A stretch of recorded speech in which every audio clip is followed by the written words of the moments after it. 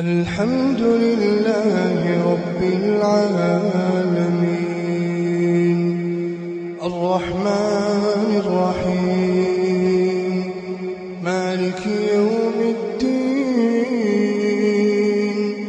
إياك نعبد وإياك نستعين اهدنا الصراط المستقيم صراط الذين أنعمت عليهم غير المغضوب عليهم ولا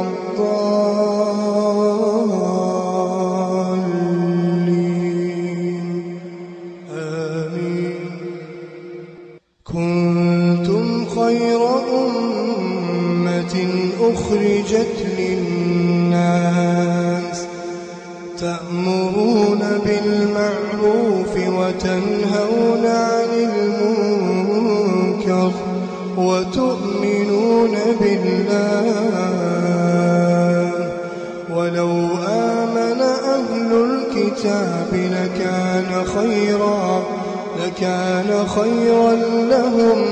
منهم المؤمنون وأكثرهم الفاسقون لن يضروكم إلا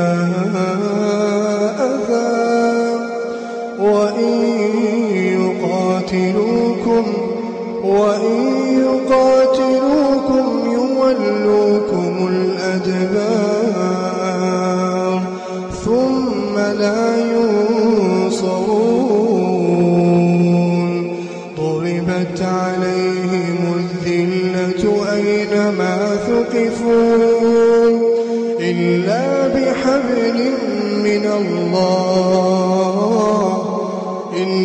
بحبل من الله وحبل من الناس وباءوا بغضب